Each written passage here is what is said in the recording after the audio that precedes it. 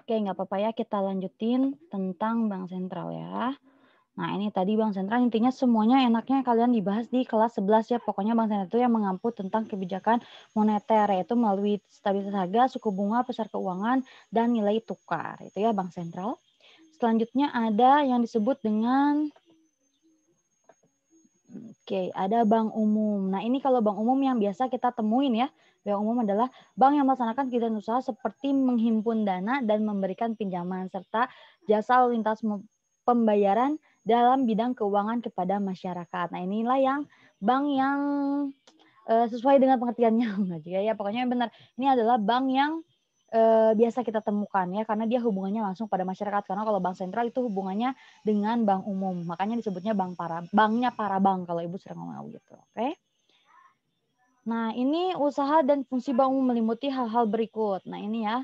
Jadi tadi usahanya yang pertama adalah menghimpun dana dari masyarakat, bisa berupa giro, deposito, ya, berjangka sertifikat deposito, tabungan dan lain sebagainya. Memberikan kredit, menerbitkan surat pengakuan utang, gitu ya.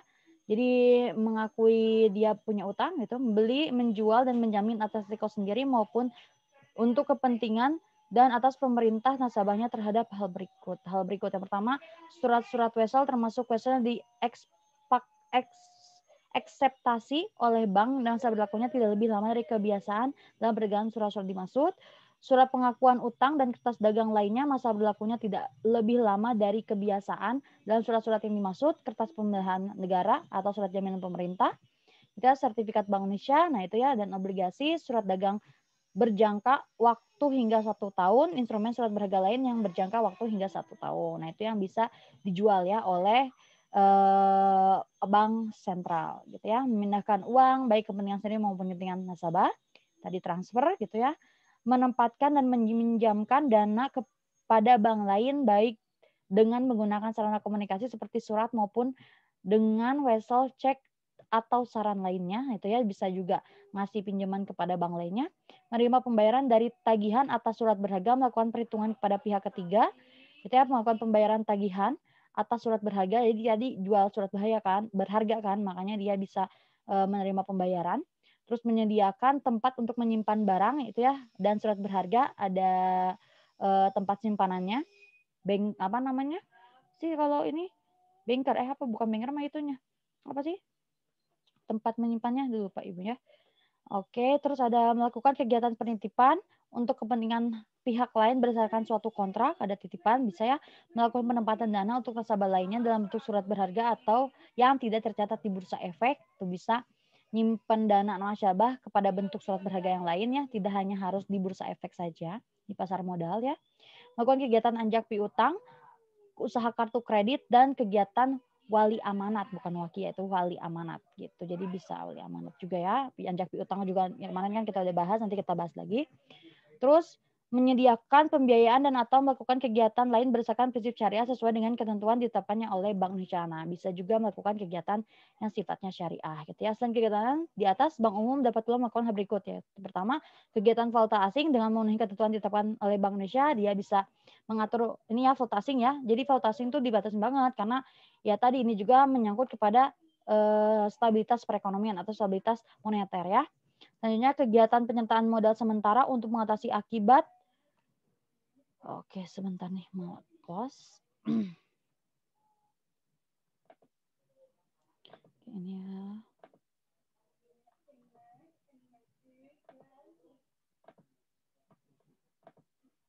Ini coba. Dia maaf ya, ini Anda nggak tahu kenapa ke kelas sendiri. Oke. Nah, ini ya. Dan penyertaan modal sementara untuk mengatasi akibat kegagalan kredit atau kegagalan pembiayaan melalui prinsip syariah dengan syarat harus menarik kembali penyertaannya dengan memenuhi ketentuan ditetapkan oleh Bank Indonesia gitu ya. Ini misalnya ada kegagalan berarti barangnya bisa tarik, debt collector yang kalian tahu ya, itu juga ternyata ada, boleh dilakukan oleh bank umum. Kegiatan penyertaan modal pada bank atau perusahaan lain di bidang keuangan seperti sewa guna usaha, modal ventura yang tadi yang kemarin udah bahas ya. Ada leasing, modal ventura gitu. Bisa juga bank melakukan kegiatan seperti itu.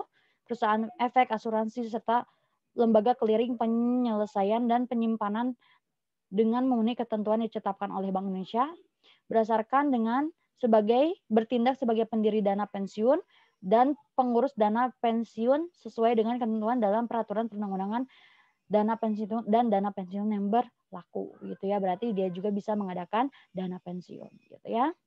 Nah, itu yang disebut dengan bank umum.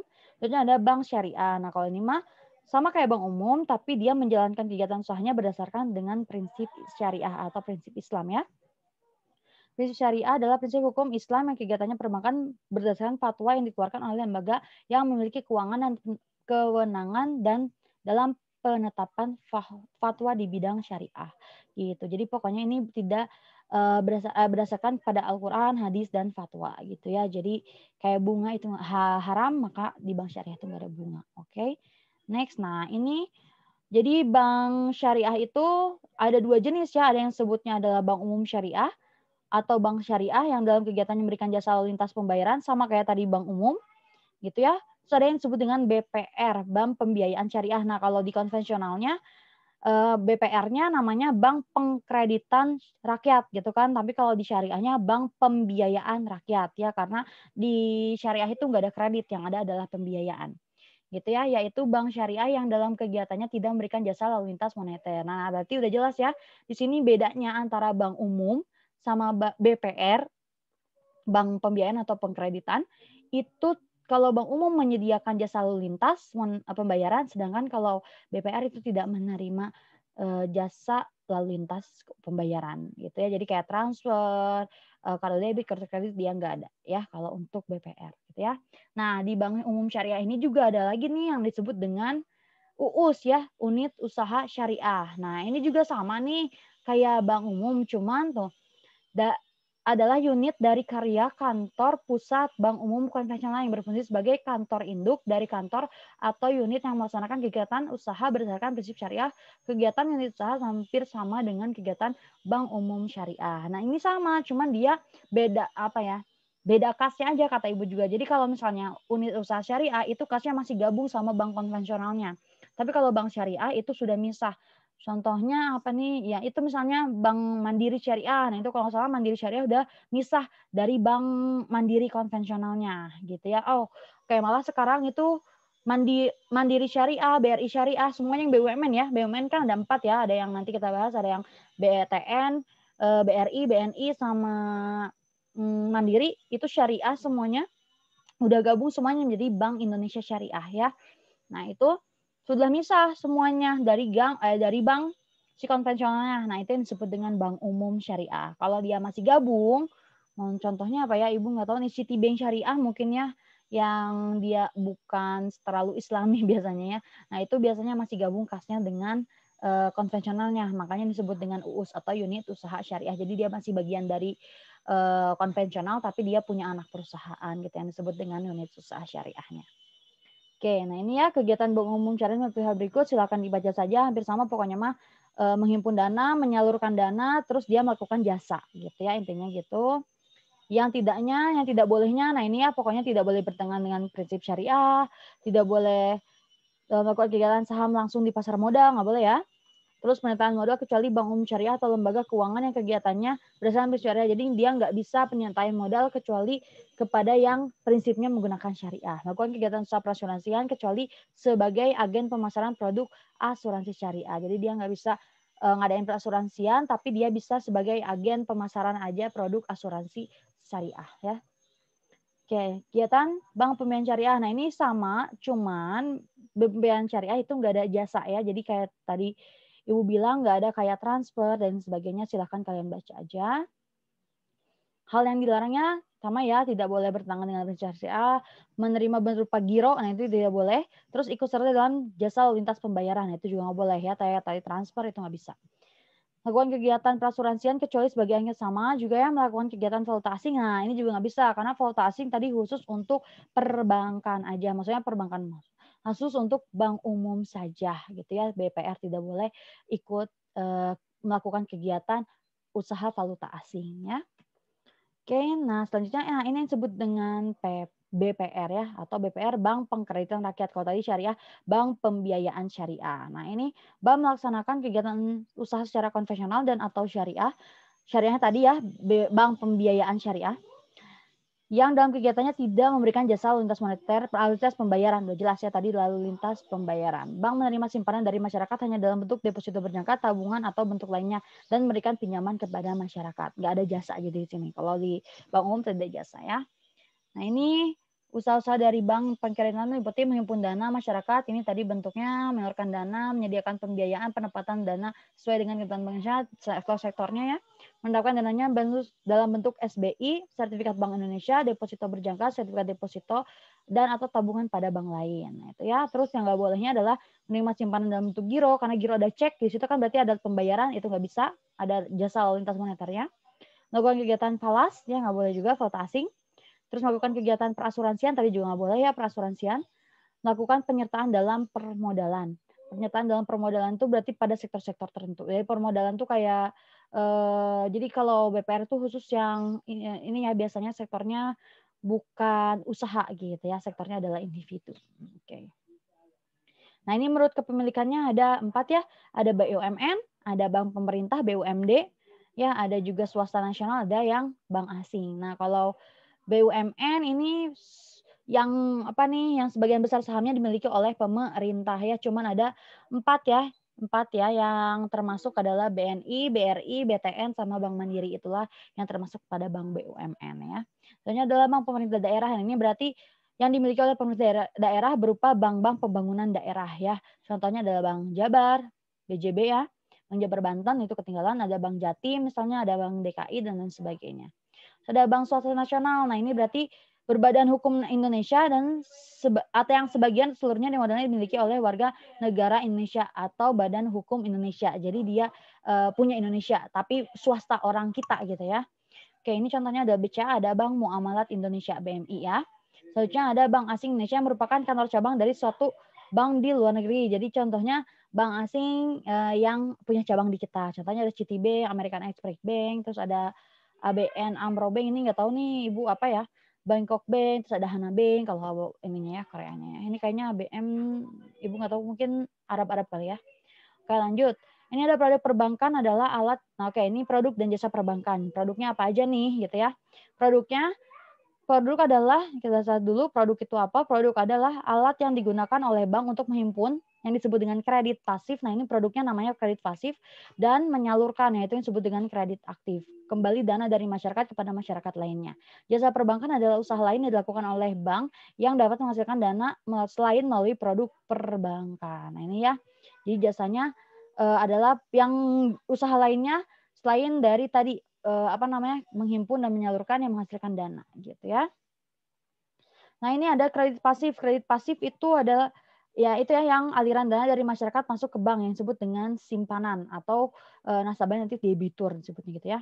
Pertama ada tabungan, yaitu simpanan penarikannya hanya dapat dilakukan menurut syarat tertentu yang disepakati tapi tidak dapat ditarik dengan cek atau lak yang dipersamakan dengan itu. Jadi nariknya ini ya, kalau tabungan mah bisa kapan saja gitu ya, nggak ada jangka waktunya, tapi sudah ada kesepakatan yang disepakati gitu ya. Misalnya sekali narik kan nggak bisa lebih dari berapa M gitu ya, nggak bisa lebih dari berapa ratus juta gitu, ada syaratnya gitu ya.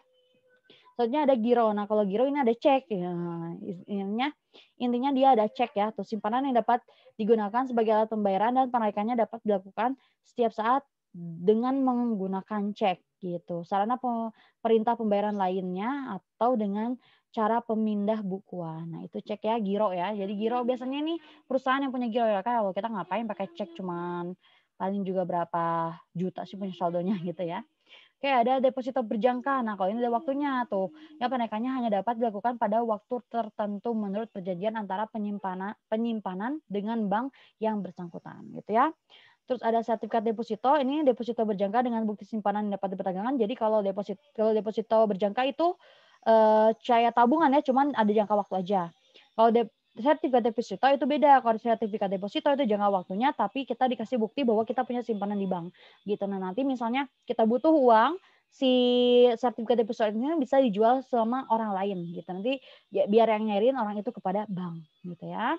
Sudah deposit on call, ini adalah jenis tabungan tetap yang dapat diambil setelah ada pemberitahuan terlebih dahulu oleh si penabung. Misalnya kita nabung, oke, besok saya mau ngambil ya 10 juta. Nah, itu berarti namanya deposit on call khusus ya. Jadi simpanan yang mungkin harus dananya butuh darurat gitu ya, yang lebih fleksibel lagi ya.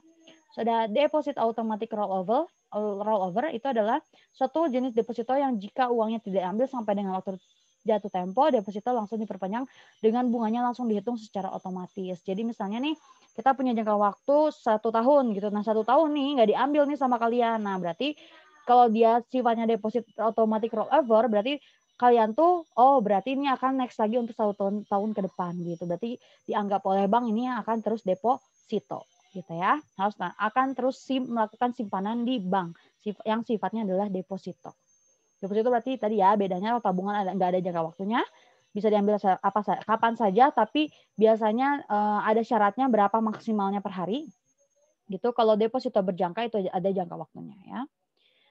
Oke, nah ini selanjutnya ada kredit aktif. Nah, kalau kredit aktif ini adalah yang diberikan kepada masyarakat gitu ya, dari bank kepada masyarakat. Ada yang disebut dengan rekening koran gitu ya. Artinya kredit yang diberikan sesuai dengan kebutuhannya dengan jaminan surat-surat berharga, barang dalam gudang atau barang bergerak seperti mobil atau harta tetap. Nah, ini kayak biasa lah ya. Ini kalau pinjaman kalian boleh sih pakai PPKB, nah gitu boleh pinjaman kepada bank gitu. Lalu juga ada kredit reimburse atau letter of credit ya. Nah, ini artinya kredit yang diberikan dengan cara membayar harga pembelian suatu barang setelah nasabah memperlihatkan bukti-bukti pengiriman barang antar negara. Nah, contohnya ibu itu ngekspor barang ke Korea misalnya ya. Nah, si Korea ini bayarnya nanti kan. Nah, ibu bisa juga misalnya ngajuin kredit kredit si barang itu gitu ya. Kredit barang itu kayak hampir sama sih kayak anjak piutang, cuman bukan dibeli. Kalau ini tadi dicairin uangnya dengan jaminan ada piutang gitu ya. Jadi hampir sama dengan anjak piutang tapi dia beda. Karena anjak piutang mah kan dibeli piutangnya. Kalau dia enggak, tapi si piutangnya itu dijadikan sebagai jaminan gitu ya tuh. Memperlihatkan bukti-bukti pengiriman barangnya. Terus ada kredit accept. Nah, ini kredit yang diberikan dengan cara menandatangani wesel yang ditarik oleh nasabah dan dijual ke bank. Ini ada wesel ya. Wesel tuh sama bukti piutang, hampir sama sih kayak tadi bukti piutang. Terus bisa dicairin juga sama ya sebagai jaminan. Jadi si weselnya sebagai jaminan. Terus ada kredit dokumenter, artinya kredit yang diberikan atas jaminan dokumen yang diserahkan kepada bank. Misalnya tadi dokumennya apa, BPKB dan lain sebagainya, dokumen-dokumen penting ya.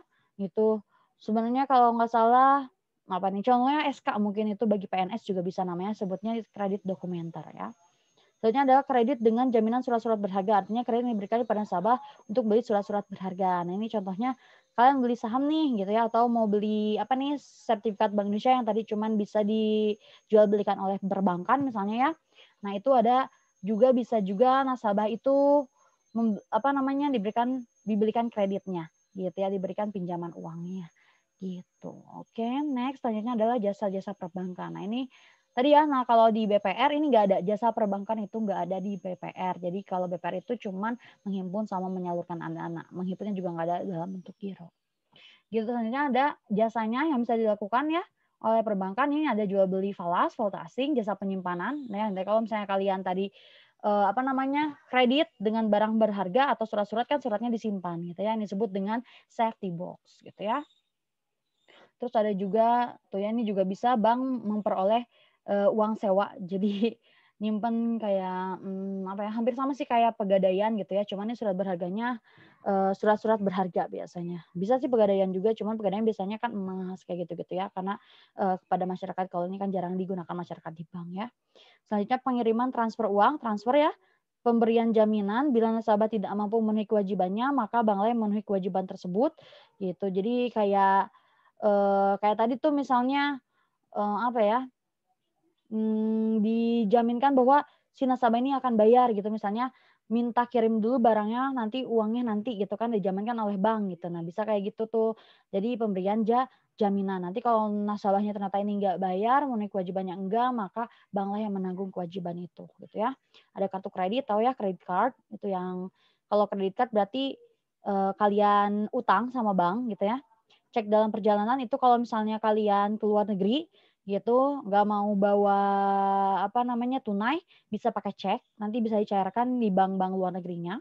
Terus penagihan piutang inkaso ya, ini penagihan piutang tuh. jadi kayak debt collector. Nah, itu ya ada debt collector, itu namanya inkaso, penagihan piutang. Jadi resmi ya, itu emang jasa yang diberikan bank gitu. Takutnya kalian kan debt collector itu bukannya takutnya kalian lupa bayar, tapi bukan takutnya kalian nggak mau bayar, tapi takutnya kalian lupa bayar. Makanya pakai debt collector. Terus ada ATM, ajudan tunai mandiri, ini tahu ya, mesin debit biasanya. Nah, ini ada kartu debit. Biasanya nyatu ya ATM ini sama kartu debit gitu ya. Nah, itu nasabah dapat menarik uang tunai setiap saat. Selain itu dapat membayar penagihan telepon, membayar rekening listrik dan sebagainya. Terus ada juga kartu debit. Nah, ini berarti tanpa uang tunai, kartu debit langsung debit kita, rekening akan dikurangi di bank yang bersangkutan gitu ya. Nah, ini tentang jasa-jasa perbankan. Selanjutnya ada kredit. Nah, kredit ini ada pengertian, jenis kredit, ada syarat-syarat pemberian kredit ya.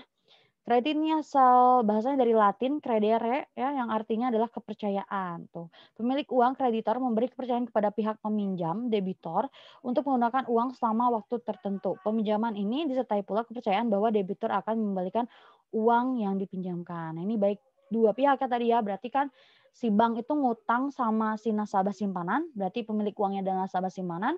Tapi sisi lain juga di nasabah yang pinjaman berarti si peminjam ini punya bank kepada bank gitu ya. Punya utang kepada bank maksudnya. Nah, ini jenis kreditnya ada sumber kredit, ada kredit dalam negeri sama dari luar negeri. Ya, tahulah itu namanya kredit dalam negeri misalnya ya dari bank kita. Kalau dari luar negeri berarti misalnya apa ya? Pinjaman luar negeri mungkin kita negara kita misalnya pinjam ke IMF, nah itu juga bisa.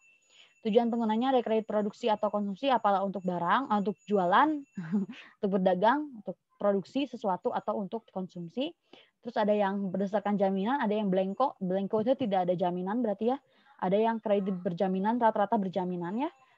Jangka waktu kreditnya ada jangka pendek, jangka menengah, sama jangka panjang gitu. Nah, kata Ibu juga dibagi ya, tadi jangka pendek kurang dari 1 tahun, jangka menengah 1-5 tahun, jangka panjangnya adalah 5 tahun. Jadi contohnya jangka pendek apa ya? Mungkin itu kredit konsumtif itu jangka pendek ya, misalnya beli HP, nah gitu, itu jangka pendek. Kalau jangka menengah itu biasanya barang-barang yang bisa produksi, contohnya ya pinjaman tadi, pinjaman modal gitu ya, atau pinjaman usaha, atau pinjaman kendaraan, nah itu jangka menengah. Terus ada jangka panjang, nah ini bisanya untuk bentuknya investasi, contohnya KPR gitu ya. Nah ini syarat-syaratnya ada 5C, 5P, sama 3R gitu ya. Jadi syarat pemberian kredit ini dijelaskan atau enggak ya. Ada syarat pemberian kredit, itu yang pertama dilihat dulu 5C-nya, karakternya gimana nih nasabahnya. Nah, dilihat biasanya dari BI checking, nanti ada data kalian gimana nih orangnya konsumtif atau tidak gitu ya, banyak jual beli, enggak banyak transaksi Shopee atau tidak gitu, banyak transaksi apa nih yang dilihat itu 5C-nya. Apakah ada utang yang apa misalnya utang yang numpuk atau kayak gimana itu dilihat 5C-nya, capacity kemampuannya, lihat slip gaji gitu ya misalnya, atau dilihat apalagi nih dilihat kemampuan bayar lah pokoknya ya, slip gaji dan lain-lain, kelihatan modalnya juga misalnya, ada enggak misalnya kalian mau dipinjemin, ada enggak nih, warungnya kayak gimana. Nah itu dilihat juga modalnya, kolateral jaminannya, misalnya apa nih jaminannya, ada BPKB, oke berarti kan lebih aman nih dalam pemberian kreditnya gitu ya. Ada kondisi ekonomi juga, contohnya sekarang nih lagi pandemi misalnya. Nah kalau lagi pandemi biasanya kan masyarakat banyak yang nganggur, nah untuk pemberian kredit ini biasanya lebih sulit gitu ya. Terus ada juga 5P. 5P ada parti pengelompokan golongannya. Nah, ini golongan mana? Misalnya nih gaji di atas berapa juta itu termasuk golongan yang mana gitu ya. Ada purpose kelayakan rencananya. Nah, ini ke depannya misalnya ada kalian minjem nih uang, ke depannya bikin apa? Oh, bikin cabang baru. Nah, itu purpose berarti kelayakan rencananya. Terus ada payment kredit yang kembali atau tidak. Jadi kemampuan kredit ini akan kembali atau tidak dilihat ya. Terus ada profitability keuntungannya.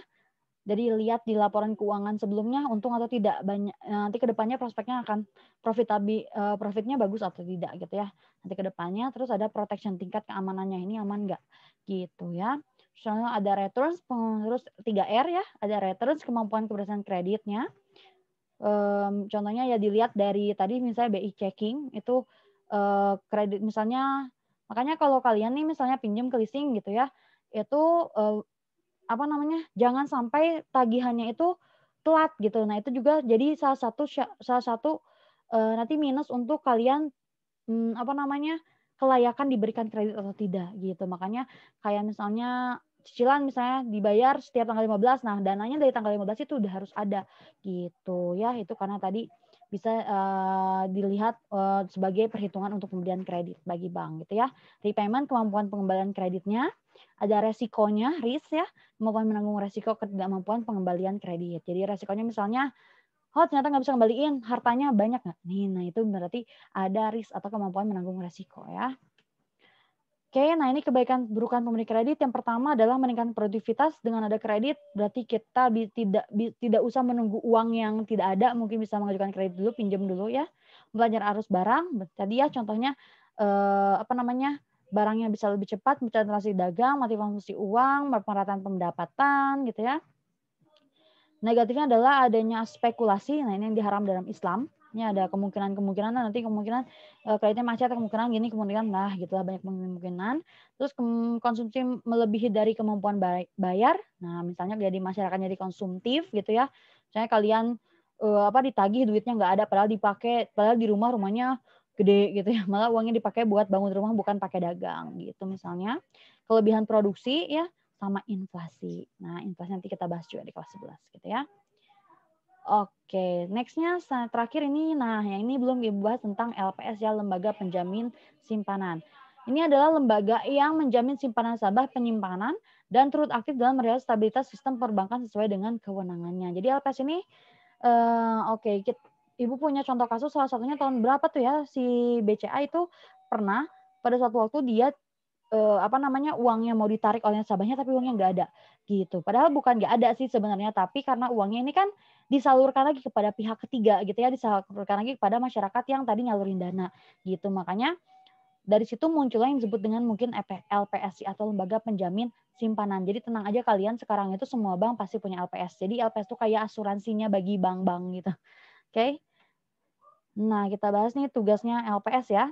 LPS itu adalah merumuskan menetapkan kebijakan pelaksanaan penjaminan simpanan karena dia tadi asuransinya. Jadi kalau misalnya bank ini ternyata nggak bisa ngembaliin, nah tenang aja kita masih punya LPS. Nah ini nanti dikembalikan oleh LPS dananya ya.